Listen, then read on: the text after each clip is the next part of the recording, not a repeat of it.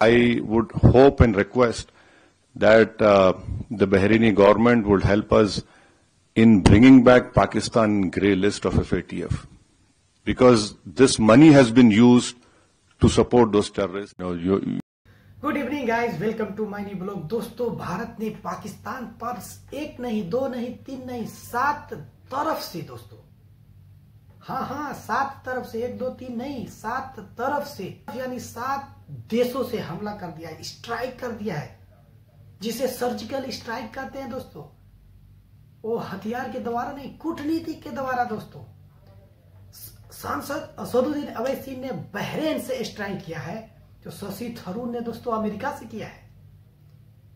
आप आदमी का पार्टी फ्रांस से किया है, तो दूसरे सांसदों ने जापान से किया है दोस्तों। पाकिस्तान को 7 तरफों से घेरा है भारत के सांसदों ने दोस्तों। भारत की सरकार ने अपने 33 सांसदों को दुनिया भर के मुल्कों में दौरा करके उन्हें बताने के लिए कहा है कि पाकिस्तान के जो एजेंडे हैं, पाकिस्तान ने जो कर रहा है, आतंकवाद फैला रहा है, उसके बारे में बताने के लिए दोस्तों।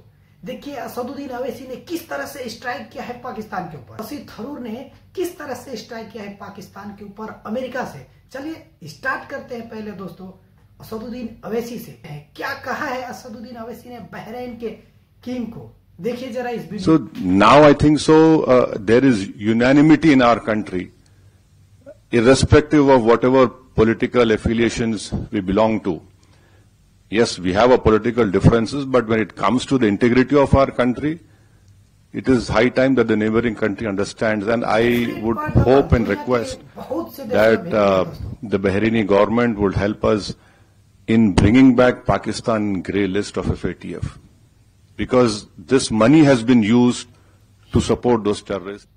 तो मैंने हिंदी में अनुवाद करके स्क्रीन पर लिख दिया है दोस्तों, स्क्रीन पर चलता रहेगा दोस्तों। असदुद्दीन अवैसी ने बातों बातों में पाकिस्तान को एकदम खबर कर दी है। देखिए किस तरह से सांसद असदुद्दीन अवैसी ने दोस्तों एशिया से घेरा है, जो शशि थरूर ने अमेरिका से घेरा है दोस्तों। देखिए पाकिस्तान पर किस तरह से सर्जिकल स्ट्राइक किया जा रहा है, कूटनीति के द्वारा, हथियारों के द्वारा नहीं, कूटनीति के द्वारा। इसको FATF ग्रे लिस्ट में डालने की बात कर रहे हैं सांसद Asaduddin Owaisi.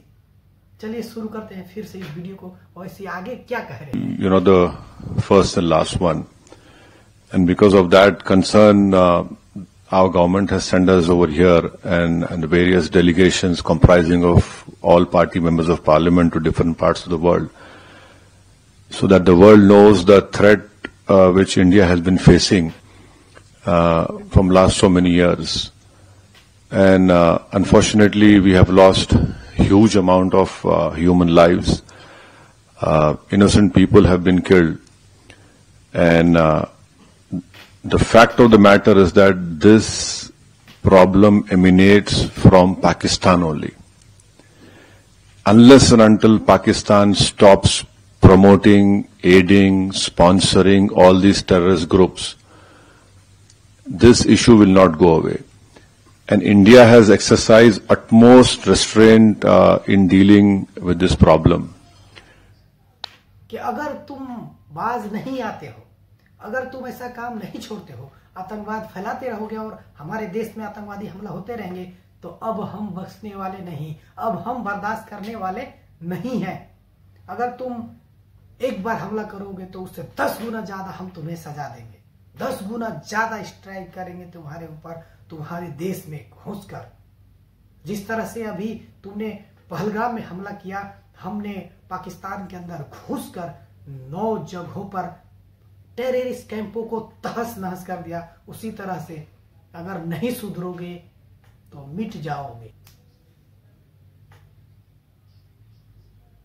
So I can only assure you, with all the responsibility, that our government has taken all the steps to protect the life and limb of every Indian, and we have, this government has made very clear.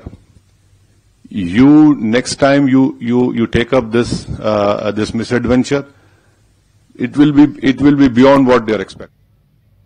दोस्तों, अब तो हमने असदुद्दीन अवैसी को सुन लिया। चलिए अब शशि थरूर ने America से जो स्ट्राइक किया है, एयर स्ट्राइक दोस्तों, चलिए शशि थरूर को सुनते हैं। शशि थरूर ने सबसे पहले दोस्तों जब अमेरिका में 9/11 के हमला हुआ था, उन लोगों को जाके पहले श्रद्धांजलि दी है और अमेरिका को एक सबक सिखाया है। शशि थरूर क्या कह रहे हैं? Perpetrators of terror should indeed be brought to justice, and we are not going to stop our hunt for those who did this latest atrocity. But we need to think about where these people are based, where they have safe havens, where they are trained, equipped, financed, guided, armed, and often directly directed to perpetrate these horrors. And they too should be accountable for what they have been doing. जितने भी आतंकवादी आ रहे हैं, आखिर उन्हें शरण कहाँ मिल रहा है? उन्हें फंडिंग कौन कर रहा है? उन्हें ट्रेनिंग कौन दे रहा है? ये सारी चीजें पाकिस्तान कर रहा है। As I say, only to send a message about terror. We are not interested, and we still remain absolutely clear that we are not interested in warfare with Pakistan. We would much rather be left alone to grow our economy and pull our people into the world that they're getting ready for in the 21st century. That the Pakistanis have. Sadly, we may be a status quo power, they are not. They are a revisionist power, they covet territory that India controls, and they want to have it at any price. And if they can't get it through conventional means, they're willing to get it through terrorism. That is not acceptable to us, and that's really the message that we are here to give all of us, all of you in this country and elsewhere. Shashi Tharoor ने साफ कह दिया है कि हम लोग अब मानने वाले नहीं हैं। तुम आतंकवादी हमले कराओगे तो अब हम चुप नहीं रहेंगे। अब टेररिस्ट अटैक करवाओगे, हम 10 बार स्ट्राइक करेंगे। जब मीडिया वाले ने किसी ने पूछा कि आपके पास क्या एविडेंस है, आप कैसे ब्लेम कर रहे हैं, तो डायरेक्टली शशि थरूर ने दोस्तों बताया कि पाकिस्तान की एक ग्रुप है, आतंकवादी ग्रुप, जिसका नाम है रेजिस्टेंस फ्रंट। उसने पहलगाम में हमला होने के बाद 1 घंटे के बाद दोस्तों उसने जिम्मेदारी ली है कि ये हमला मैंने करवाया है, ये हमला हमने करवाया है। तो हमारे पास प्रूफ क्यों नहीं है? हमारे पास प्रूफ है ना कि रेजिस्टेंस फ्रंट ने ये आतंकवादी हमला कराया है।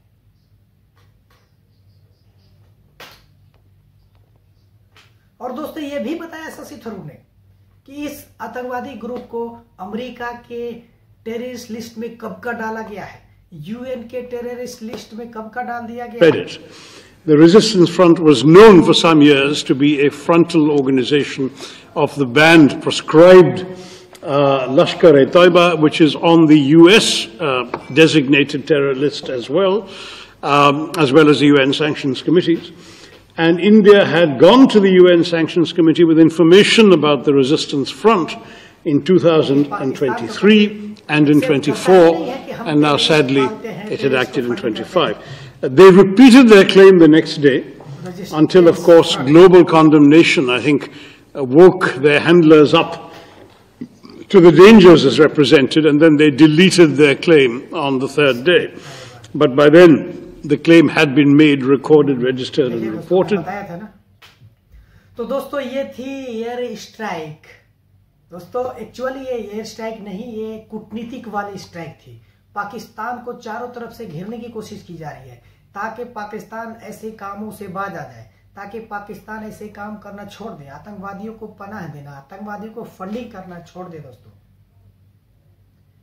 शशि थरूर अमेरिका से हमला बोल रहे हैं, तो असदुद्दीन अवैसी ने एशिया के बहरीन जाएंगे, कुवैत जाएंगे, फिर सऊदी अरेबिया जाएंगे, फिर अल्जीरिया जाएंगे। दोस्तों तो जैसे जैसे ये लोग जाएंगे बयान देते जाएंगे, मैं आप लोगों के पास वीडियो लेके आता रहूंगा।